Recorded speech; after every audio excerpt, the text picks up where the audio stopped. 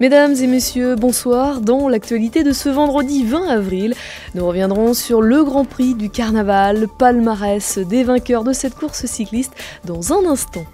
Ils ont posé la première pierre cet après-midi après de longs travaux. Retour sur le site de l'ancien cinéma de Cholet. Puis direction le Pigné Neuf à Beaupro pour assister aux épreuves de sélection pour le concours du meilleur apprenti de France dans la spécialité mécanicien.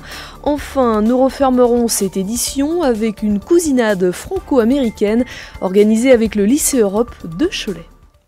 Rassembler des personnes qui partagent le même nom de famille Gatté.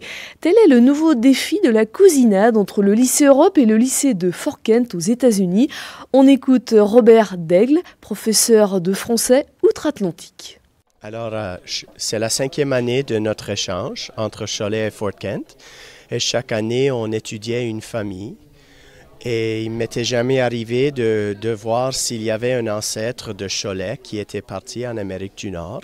Et cet été, j'ai fait des recherches et j'ai découvert qu'il y avait justement un Louis Gasté d'Ibellefleur qui était parti, il s'est engagé dans les troupes de la marine.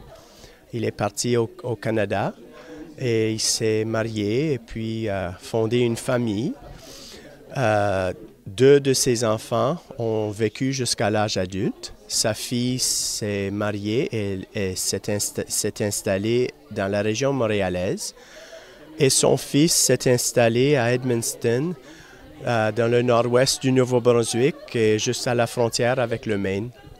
Mais alors maintenant, quel est l'objectif à partir d'aujourd'hui? Le but est de fédérer, de retrouver la famille Bellefleur?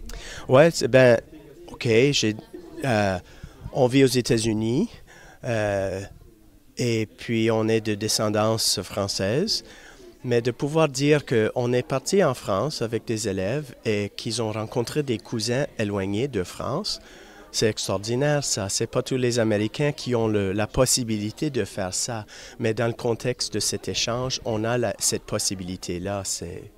Voilà. Là, donc, vous allez parler de la cousinade, là maintenant, dans la salle? Oui, on attend que les Gasté de la région arrivent. Il y a dans la salle 4 descendants de Louis Gasté qui sont venus ici avec moi, parmi mes élèves.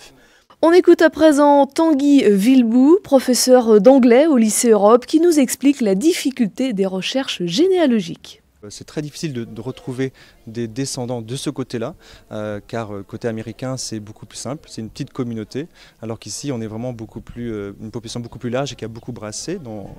Et donc on a essayé avec les élèves, carrément, d'aller voir sur les pages blanches et essayer de trouver, je dirais, les Gattés ou des Gastés, puisqu'il y a une modification orthographique aussi.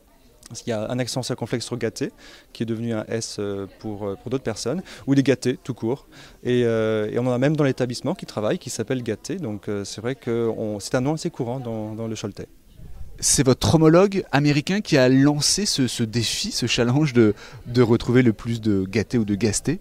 C'est lui qui a commencé, oui, du côté américain, et c'est vrai qu'on s'est dit que c'était une très bonne idée. Donc il a réussi à réunir une vingtaine de personnes de son côté, et du coup nous on a voulu faire un petit peu la même chose, mais avec peut-être un peu moins de côté scientifique, parce que voilà, je ne suis pas historien, et on essaiera quand même de voir, on creusera ensuite, on prendra les coordonnées des personnes, et on essaiera de voir si vraiment il y a un lien avec ce Louis Gatté dit Bellefleur, qui est parti du Choletais il y a environ 3 siècles.